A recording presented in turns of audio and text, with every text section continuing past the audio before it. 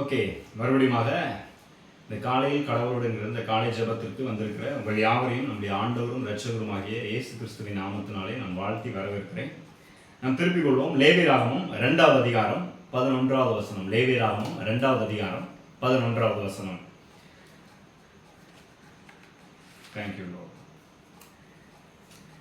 நீங்கள் கர்த்தருக்கு செலுத்தும் எந்த போஜன பலியும் புளித்த மாவினால் செய்யப்படாதிருப்பதாக. புளித்த மாவுள்ளதொன்றையும் தேனுள்ளதொன்றையும் கர்த்தருக்கு தகன பலியாக தகனிக்க வேண்டாம்.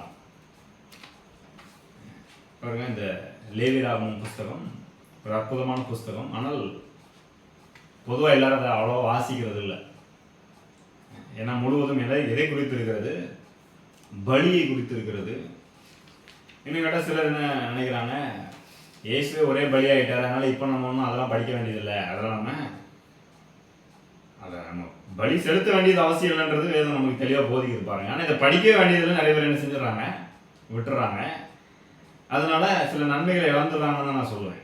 ஏன்னா இயேசு எப்படி நமக்கு பலியாகி இருக்கிறார், அதனால என்னெல்லாம் நன்மை உண்டாயிருக்கிறது என்பதை பழைய ஏற்பாட்டிலேயே நமக்கு சில காரியங்கள் அப்படியே நிழலாட்டமாக காண்பிக்கிறது. அவர் சிலுவையில் என்ன செய்ய போறார் அப்படின்றதுக்கு ஒரு முன்னடையாளமாக நிழலாட்டமாக இங்கே எல்லாவற்றையும் தேவன் சொல்லி இருக்கிறார். ஆனால் இந்த ஆடு மாடு இந்த கோழி இதெல்லாம் பலி செலுத்துறதுனால நம்முடைய பாவம் தீர போறதில்லை, நம்ம வாழ்க்கை நல்லாயிர போறதில்லை. அதெல்லாம் ஒரு தற்காலிகமான ஏற்பாடு. ஆனால் இயேசு ஒரே பலியாக நமக்காக ஆனதினாலே நாம் ஒட்டுமொத்தமாக எல்லா பாவம், சாபம், தண்டனை, தீர்ப்பு, நம்முடைய வியாதி, வேதனைகள், கஷ்டம், ஏழ்மைத்தனம், தரித்திரம் எல்லாவற்றினின்றும் விடுதலையாகப்பட்டிருக்கிறோம். ஆனால் இன்னைக்கு இந்த வசனத்திலிருந்து எதை குறித்து நான் சொல்ல விரும்புகிறேன் என்றால், பாருங்க, கர்த்தருக்கு செலுத்துகிற எந்த போஜன பலியும் புளித்த மாவினால் செய்யப்படாதிருப்பதாக. இந்த புளித்த மாவினால் செய்யப்படாத காரியம் அப்படின்னா என்னன்றதை மட்டும் பார்க்க போகிறோம். பாருங்க, நான் ஆரம்ப நாட்களில் இயேசுவை ஏற்றுக்கொண்ட புதுசில் சங்கீதம் 23:1 இருக்கு இல்லையா, கர்த்தரின் மெய்ப்பராக இருக்கிறார், நான் தாழ்ச்சி அடையேன் அப்படின்னு வசனம் இருக்கு இல்லையா. ஆனால் நிறைய பேர் இதை குறித்து என்ன சொன்னாங்க அப்படின்னா, கர்த்தர் மேய்ப்பராக இருக்கிறாரு, ஒருவேளை நீ வழி தப்பி போன ஒரு ஆடு மாதிரி போயிட்டேன்னா அவன் என்ன பண்ணுவார், அவன் காலை உடச்சி கொண்டு வந்து படுக்க போட்டு உன்னைய அவரை பின்பற்ற வைப்பார். நீ எப்படியாச்சும் பரவாயில்ல வந்துடணும் இல்லையா, அதனால அவன் காலை உடைச்சாலும் என்ன செய்வார், அவனை திருத்துவார். எப்படிலாம் சொன்னது கேள்விப்பட்டிருக்காரு. இன்னும் கேட்டால் நான் நிறைய நேரத்தை நம்பி இருக்கிறேன். என்னையா இப்படியா இருப்பார் இவரு பாருங்க. இதனால நிறைய பேர் இயேசுகிட்ட நிறைய பேர் வர்றதே இல்லை. ஏதாவது வியாதியை கொடுப்பாரு, ஏதாவது பிரச்சனையை கொடுப்பாரு, ஏதாவது உங்க சூழ்நிலையை மோசமாக்கி விட்டுருவாரு. இப்படிலாம் நிறைய பேர் நம்பிட்டு இருக்கிறாங்க. பாருங்க, வாழ்க்கையில சூழ்நிலை மோசமாகுது, இந்த பொல்லாத உலகத்துல வாழ்றோம். சில நேரத்தில் ஏதாவது வியாதிகள், தொற்றுகள் வருகிறது. அதெல்லாம் இல்லைன்னு நான் சொல்லலை, இந்த உலகத்துல வியாதி இருக்குது, அவன் இருக்குதுங்க. ஆனா அதனால அந்த கர்த்தர் நமக்கு ஏதோ ஒரு நம்மளை சரி பண்றதுக்காக கொடுக்குறாரு அப்படின்னு நினைச்சீங்கன்னா பாருங்க, அதுதான் புளித்த மாவு.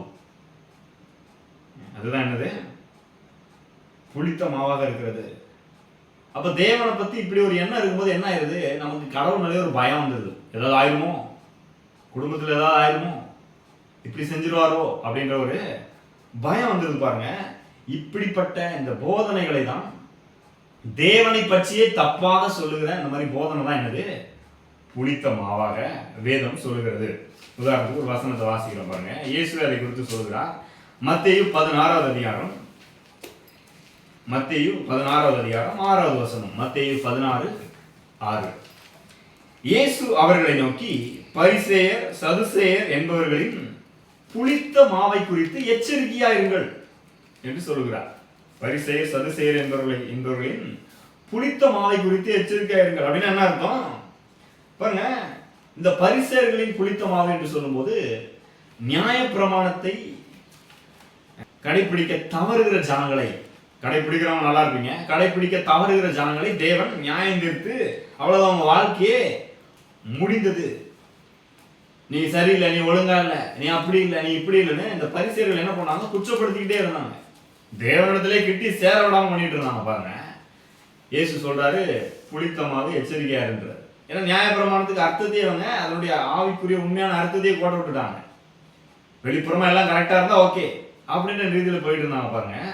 அதனால மக்களை போட்டு குற்றப்படுத்திட்டே இருந்தாங்க. இவங்களும் அதன்படி ஒழுங்கா என்ன செய்யல, வாழல. இயேசு சொல்றாரு, புளித்தமாவது எச்சரிக்கையா இருன்றார்.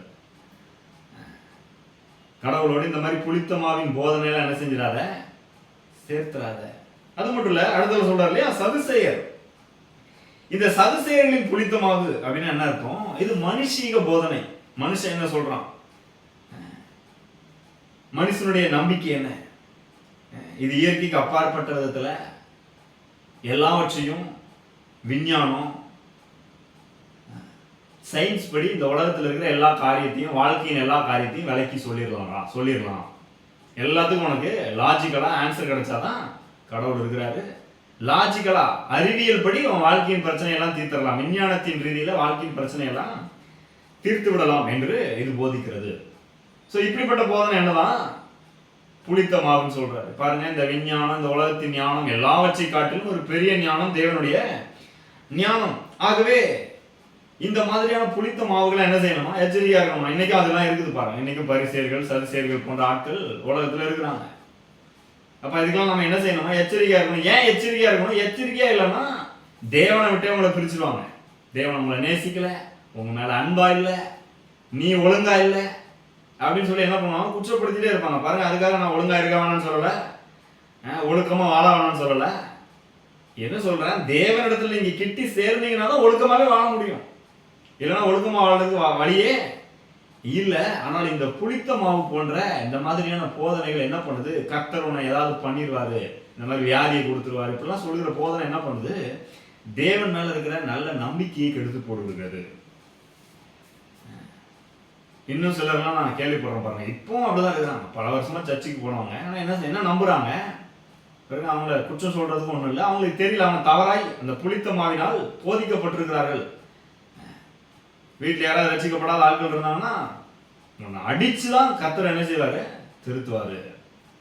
காலை உடைச்சுதான் கர்த்தர் திருத்து. அப்படிலாம் நம்புற ஆட்கள் இருக்காங்க. வீட்டில் அந்த மாதிரி யாராவது அந்த மாதிரி ரசிக்கப்படாம ஏற்றுக்கிடாத ஆட்கள் இருந்தாங்கன்னா, அவங்களுக்கு ஏதாவது வியாதியோ இல்லை ஏதோ ஒரு கஷ்டங்கள் வந்துருச்சு பார்த்தியா, ஏசுன ஏதோ பண்ணிட்டாரு அப்படின்னு சொல்றாங்க. இப்படி சொன்னா அந்த நபருக்குள்ள என்ன வரும்னு நினைக்கிறீங்க? ஒரு விதத்துல ஒரு பாதிக்கப்பட்டதுனால ஒரு பெரிய பயம் வரும். ஐயோ இன்னும் ஏதாவது வேற ஏதாவது பண்ணிட போறாரு, என்ன கொண்டு போடுற போறாரு அப்படின்ற ஒரு பயம் வருதை தவிர கடவுள் மேல ஒரு அன்பு வர்றது இல்லை. இன்னும் சிலர் இப்ப இதை பாக்குற மற்றவங்க என்ன பண்றாங்க, இப்படி தண்டிக்கிற ஒரு கடவுள் நமக்கு வேணுமா, வேணாம் சாமி நான் இங்கே இருந்துக்கிறேன் அப்படின்னு இந்த இயேசு இடத்துல வராமையா போயிடுறாங்க.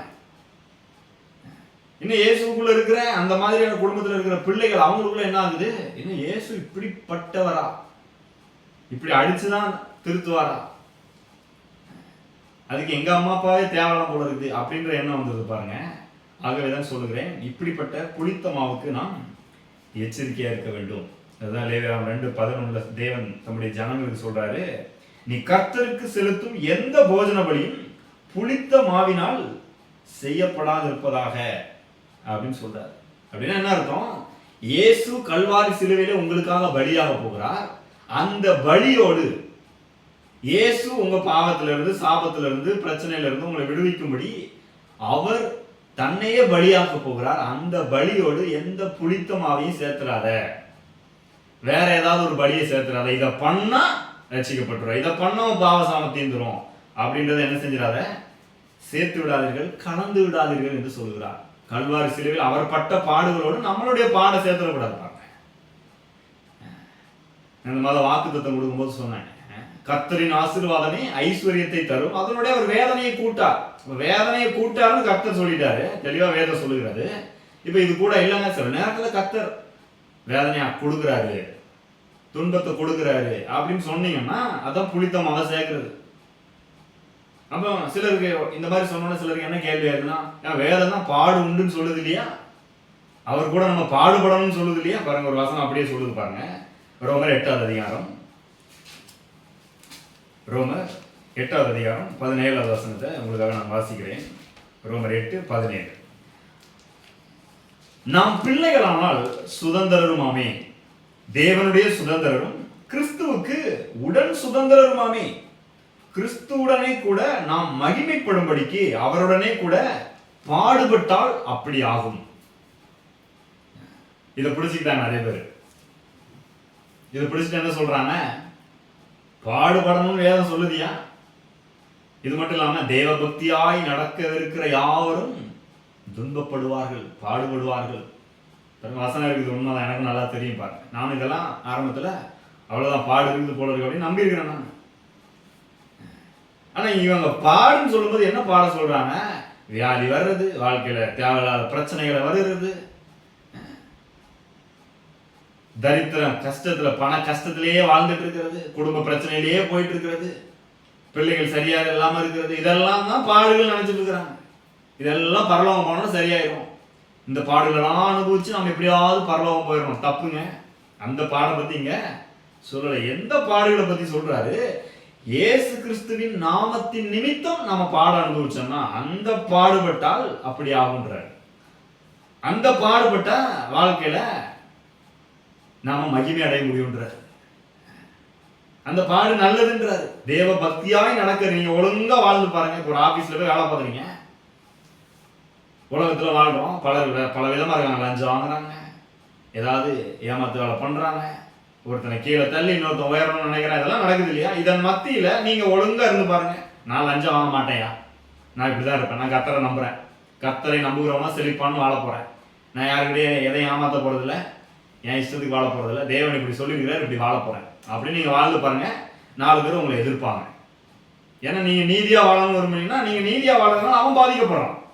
அப்ப என்ன பண்றாங்க? எதிர்க்கிறாங்க. அந்த மாதிரியான பாடுகள் பிரச்சனை இல்லைன்றாரு, நல்லதுன்றாரு. என்ன கேட்டா, நன்மை செய்து அதனால ஒரு துன்பம் வரும்னா நீங்கள் பாக்கியவான்களா இருப்பீர்கள், அது தேவனுடைய சமூகத்தில் பிரியமா இருக்கும் என்றால் அப்படிப்பட்ட பாடுகளுக்கு நாம் அழைக்கப்பட்டிருக்கிறோம் பேதுரு எழுதுறாரு. ஆனா வியாதிப்பட்டுட்டு இந்த வியாதி கர்த்தர் தான் கொடுத்தார் அப்படின்னு சொன்னீங்கன்னா அதுதான் புளித்தமாவு. நீ ஒழுங்காவே இல்லை, உன்னை தேவன் ஏற்றுக்கொள்ள மாட்டாரு அப்படின்னு சொன்னா அதுதான் என்னது? புளித்தமாவு. அப்ப புளித்தமாவை என்ன செய்யக்கூடாது? சேர்க்கக்கூடாது. ஏன் இதெல்லாம் சொல்லிட்டு இருக்கிறேன்? நீங்கள் இயேசுவை குறித்து என்ன நம்புறீங்க, என்ன விசுவாசிக்கிறீங்க அப்படின்றது ரொம்ப ரொம்ப முக்கியம். ஏனென்றால் பரிசுத்த ஆவியானவர் சத்தியத்திற்கு மட்டுமே சாட்சி கொடுக்கிறார். இந்த சத்தியத்திற்கு சாட்சி கொடுத்து இந்த சத்தியத்தின்படி நாம் வாழ நம்மை பலப்படுத்துகிறார், நமக்கு உதவி செய்கிறார். இந்த சத்தியம் நம்ம வாழ்க்கையில வந்து பழிக்கணும்னு விரும்புகிறார். அதான் வேதம் சொல்லுகிறது, சத்தியத்தையும் அறிவீர்கள், சத்தியம் உங்களை விடுதலையாக்கும். யோவான் 16:13 இயேசு என்ன சொல்றாரு பாருங்க. யோவான் 16:13 சத்திய ஆவியாகிய அவர் வரும்போது சகல சத்தியத்திற்குள்ளும் உங்களை நடத்துவார். அவர் தம்முடைய சுயமாய் பேசாமல் தாம் கேள்விப்பட்ட யாவையும் சொல்லி வரப்போற காரியங்களை உங்களுக்கு அறிவிப்பார். அப்ப என்ன சொல்றாரு? நீங்க வேதத்தை தேவனுடைய வார்த்தையை வாசிக்கும் போது கிறிஸ்துவனுடைய மகிமை, சிலுவையில அவர் என்ன செய்து முடித்திருக்கிறார், அந்த பூரணமான வேலை என்ன, அதை குறித்து உங்களுக்கு வெளிப்படுத்தும்படி நீங்க ஆவியான இடத்துல என்ன செய்ய வேண்டும்? கேட்க வேண்டும். என்றால் கிறிஸ்து நம்ம எல்லா சாபத்தினின்றும் பாவத்தினின்றும் விடுதலையாக்கி இருக்கிறார். அதுதான் வேதம் சொல்லுது இல்லையா? தேவனுடைய எல்லா ஆசீர்வாதங்களையும் நீங்கள் பெற்று அனுபவிக்கும்படி எல்லா பாவங்களையும் சாபங்களையும் தன்மேல் என்ன செய்தார்? ஏற்றுக்கொண்டார். தன்னையே தியாக பலியாக ஒப்பு கொடுத்தார். இதுதான் வேதவசனம் நமக்கு வெளிப்படுத்துகிறது. இதைதான் தேவனுடைய வார்த்தையிலிருந்து நாம் கண்டுபிடிக்க வேண்டும். அப்படிப்பட்ட சத்தியங்களை கேட்க வேண்டும். இதை விட்டுட்டு இதற்கு மாறாக வேற எதையாவது சேர்க்கணும், இதை நீ ஒழுங்கா பண்ணியா, அதை ஏதாவது கரெக்டா பண்ணிட்டியா, நீ எல்லாத்துலயும் கரெக்டா இருக்கிறியா, அந்த உலக ஞானத்துல எல்லா வாழ்க்கையும் முடிச்சிடலாம், கடவுளே நமக்கு தேவையில்லையா இருக்கும், இப்படிலாம் சொல்லுகிற போதனையை உள்ள கொண்டு வரும்போது என்ன ஆகுது? அதெல்லாம் புளித்த மாவு போன்று நம்ம வாழ்க்கையை கெடுத்து விடுகிறது. கல்வாரி சிலையில் அவர் செய்த அந்த தியாக பலி போதாது அப்படின்ற மாதிரி ஆக்கியிருக்கு பாருங்க. நான் நிறைய பேர் அதனாலதான் கஷ்டப்படுறான். நான் சொல்லுகிறேன், அவர் செய்த அந்த தியாக பலியோடு எந்த புளித்தமாவையுமே சேர்க்காதீங்க. இல்லைங்க நான் இயேசு ஏற்றுக்கிட்டேங்க, என் பாவம் சாவலாம் நீங்கிடுங்க அப்படின்னு நீங்க இருந்தா கூட தொடர்ந்து நீங்கள் வாழுகிற உங்களுடைய வெற்றி வாழ்க்கைக்கு ஏதாவது புளித்தமாவை சேர்த்துறாதீங்க. நான் எல்லாத்துலையும் கரெக்டா இருந்தா தான் என்னை கடவுள் ஆசீர்வதிப்பாருன்னா நீங்க ஆசீர்வதிக்கப்படவே முடியாது. எல்லாருமே குறைவுள்ளவர்கள். ஆனால் நாம் கிறிஸ்துவை வேதத்திலிருந்து பார்க்க பார்க்க பார்க்க அவருடைய மகிமையை ஆவியானவர் நமக்கு எடுத்து காண்பிக்க காண்பிக்க காண்பிக்க என்ன ஆகுது? அதன் மூலமாய் நாம் நம்மையே பார்க்கிறோம். இயேசுவை சுகமானவராக பார்க்கிறோம். அவரை போல நாமும் நம்மை சுகமானவர்களாக பார்க்க முடியும். அதான் சொல்றாரு, என்னுடைய தழும்புகளால் குணமானீர்கள். அப்ப நீங்க வியாதிப்பட்டவர் இல்லை, நீங்கள் இயேசு கிறிஸ்துவின் தழும்புகளால் சுகமாக்கப்பட்டவர்கள். நீங்கள் தரித்திரர்கள் கிடையாது, நீங்க ஏழை இல்லை, நான் ஏழை கிறிஸ்தவங்க கிடையாதுங்க, நீங்கள் ஐஸ்வர்யவான்கள் என்று வேதம் சொல்லுகிறது. ஏனென்றால் நாம் தரித்திரர்களாய் இராதபடிக்கு நாம் ஐஸ்வர்யவான்களாகும்படிக்கு ஐஸ்வர்யவானாய் இருந்த அவர் கல்வாரி சிலுவையிலே நமக்காக தரித்திரரானாரே. அப்ப அதை நம்பணும். நாம் ரட்சிக்கப்பட்ட பாவிகள் கிடையாது. இப்ப நீங்க ஏதாவது தப்பு பண்ணிட்டா கூட நீங்க பாவி கிடையாது. ஆனா நீ பாவி அப்படின்ற மாதிரி நிறைய பேர் என்ன செஞ்சுட்டு இருக்கிறாங்க, நம்பிட்டு இருக்கிறாங்க. அப்படி நம்பினாலே தப்பு. ஏனென்றால் நாம் கிறிஸ்துவுக்குள் நீதிமான் என்று வேதம் சொல்கிறது. இப்படி இருக்க ஒருவன் கிறிஸ்துவுக்குள் இருந்தால் அவன் புது சிருஷ்டியா இருக்கிறான், பழையவைகள் ஒழிந்து போயின, எல்லாம் புதிதாயின. அதுதான் வேதம் சொல்லுது. அந்த சத்தியத்துக்கு ஆவியானவர் என்ன செய்யறாரு, சாட்சி கொடுக்கிறார். அப்ப வாழ்க்கையில பிரச்சனைகள், நெருக்கங்கள், சூழ்நிலைகள், மோசமான காரியங்களை சந்திக்கும் போது இதெல்லாம் கர்த்தர் தான் கொடுக்குறாரு போல இருக்கு அப்படின்னு நினைச்சிட்டு இருந்தீங்கன்னா தப்பு. அதுதான் புளித்தமாக கலக்கிறது. அதை விட்டுட்டு என்ன பண்ணணும், அதை எதிர்க்க வேண்டும். நான் நீதிமான், பாவ சாபத்து நிமித்தமா என் வாழ்க்கையில எந்த காரியங்களும் வர வேண்டியதில்லை, அவருடைய நாமத்து நிமித்தமா நான் பாடுபட்டேன், எனக்கு ஓகே, அதை நான் ஏத்துக்கிறேன், ஆனால் நான் நீதிமான் என்றதை நீங்கள் அறிக்கை செய்ய வேண்டும். அப்படி செய்யும் போது என்ன ஆகுது பாருங்க, இதை செய்யறதுல என்ன, இந்த சத்தியத்தை நம்புறது, இதை வாயை திறந்து சொல்றது, இதன்படியே செய்வது, இதெல்லாம் எதுக்கு நமக்கு உதவி செய்கிறது. ஒருவேளை இப்போ நீங்க வியாதியோடையோ இல்ல வேற ஏதாவது பிரச்சனையோடையோ இல்ல தரித்திரத்திலையோ கஷ்டத்திலையோ இருந்தீங்கன்னா ஆவியானவர் என்ன பண்ணுகிறார், நான் சொல்றதை நம்புறான், அந்த சத்தியத்துக்கு அவர் இன்னும் சாட்சி கொடுக்கிறார். அந்த சத்தியத்தை நாம் அனுபவிக்க அவர் என்ன செய்கிறார், உதவி செய்கிறார். ஏன்னா ஆவியானவர் நமக்குள்ள இருக்கிறார். பாருங்க, எதுக்கு நமக்குள்ள இருக்கிறார் நினைக்கிறீங்க? எபேசியர் 3 சொல்லுகிறார் 20வது வசனத்துல, நாம் நினைக்கிறதற்கும் வேண்டிக் கொள்கிறதற்கும் கற்பனை செய்கிறதற்கும் மிகவும் அதிகமாய் நமக்குள்ளே கிரியை செய்கிற அவருடைய வல்லமை அப்படின்னு சொல்றார். அந்த வல்லமையின்படி நமக்கு செய்ய வல்லவராகிய தேவன் அப்படின்றார். அப்ப ஆவியானவர் உள்ள என்ன பண்றாரு, இந்த சத்தியம் எல்லாம் நம்முடைய வாழ்க்கையில வல்லமையா கிரியை செய்யணும், நம்ம விடுதலையோடு வாழணும், வெற்றியோடு வாழணும்னு உள்ள வல்லமையா வேலை செஞ்சுட்டு இருக்கிறாரு. அப்புறம் நாம இந்த சத்தியத்தை கவனிக்கணும். ஏதாவது புளித்த மாவுளுக்கு என்ன செஞ்சிடாது, என்ன செய்யக்கூடாது, கவனம் செலுத்தக்கூடாது, அதை பிடிச்சிக்க கூடாது. கிறிஸ்துவை பற்றி பிடித்துக் கொள்ள வேண்டும். நான் சொல்லுகிறேன், நீங்கள் வெற்றியாய் வாழ்வதை யாருமே தடுக்க முடியாது. மறுபடியும் கடைசி ஒரு காரியத்தை சொல்லி முடிக்கிறேன். இயேசுவை குறித்து நீங்க என்ன நம்புறீங்க, என்ன விசுவாசிக்கிறீர்கள் என்பது மிக மிக முக்கியம். அதன் அடிப்படையில் தான், முதலாம் ஆதாமின் அடிப்படையில் அல்ல, இந்த 2ஆம் ஆதாமாகிய கிறிஸ்துவின் அடிப்படையில் தான் நாம் நம்முடைய வாழ்க்கையில் எல்லா காரியத்திலும் நன்றாக இருக்க போகிறோம். அந்த 2ஆம் ஆதாம் என்னெல்லாம் செய்து முடித்திருக்கிறாரோ அந்த சத்தியத்தின் அடிப்படையில் தான் ஆவியானவர் நமக்கு அந்த சத்தியத்திற்கு சாட்சி கொடுக்கிறார். அந்த சத்தியத்தின்படி வாழ நமக்கு உதவி செய்கிறார். நீங்கள் எல்லாரும் அதன் அடிப்படையில் விடுதலையோடு வெற்றியோடு நிச்சயமாய் வாழ முடியும். நாம் ஜெபிக்கலாம். ஸ்தோத்திரம் கர்த்தாவே, நன்றியோடு உம்மை துதிக்கிறோம். இந்த நல்ல காலை வேளைக்காய் நன்றி செலுத்துகிறோம். ஆண்டவரே, நீர் கொடுத்த அற்புதமான வார்த்தைக்காக ஸ்தோத்திரம். ஆண்டவரே, நீர் சொல்லியிருக்கிறீர், கிறிஸ்துவின் பலியோடு எதையும் சேர்க்கக்கூடாது. ஆண்டவரே, ஒரே பலியாக ஒரே தடவை எங்களுக்காக நீர் மரித்திருக்கிறீர், உம்முடைய குமாரனை தந்திருக்கிறீர். அதோடு கூட நாங்கள் எதையும் சேர்க்க வேண்டியதில்லை, அவரை நம்பினால் போதும். ஆண்டவரே, இந்த வார்த்தையை கேட்கிற ஒவ்வொருவரும் தங்கள் வாழ்க்கையில் தங்களுடைய கிரியையோ மற்ற எந்த உலக ஞானத்தையோ சேர்க்காமல் தேவ ஞானமாகிய கிறிஸ்துவை முழுவதுமாய் இன்னும் பற்றி கொள்ளட்டும். தங்கள் வாழ்க்கையின் எல்லா பகுதியிலும் ஆண்டவரே இதை நடைமுறைப்படுத்த பரிசுத்த ஆவியானவர் இந்த சத்தியத்திற்கு சாட்சி கொடுப்பீராக. இந்த சத்தியம் அவர்களை விடுதலையாக்கட்டு கர்த்தாவே. வாழ்க்கை மற்ற எல்லா பிரச்சனைகள், குடும்ப பிரச்சனைகள், வியாதியின் பிரச்சனைகள், கடன் பிரச்சனைகள், மற்ற எல்லாவற்றினின்றும் விடுதலையோடு வெற்றியோடு வாழட்டும். நல்ல குடும்பம், நல்ல ஆரோக்கியம், நல்ல செல்வ செழிப்பு எல்லாம் இயேசுவின் நாமத்தில் உண்டாவதாக. குறைவுகள் நிறைவாகட்டும் கர்த்தாவே. சகல சத்தியத்திற்குள்ளும் நடத்தி விடுதலை அளிக்கிற ஆவியானவர் சகல சத்தியத்திற்குள்ளும் நடத்துவீராக, விடுதலையை தருவீராக. இப்படி செய்கிறதற்காக நன்றி செலுத்துகிறோம். எங்கள் ஆண்டவரும் இரட்சகரும் ஆகிய இயேசு கிறிஸ்துவின் நாமத்தில் ஜெபிக்கிறோம் நல்ல பிதாவே. ஆமென். நீங்கள் ஆசீர்வதிக்கப்பட்டவர்கள்.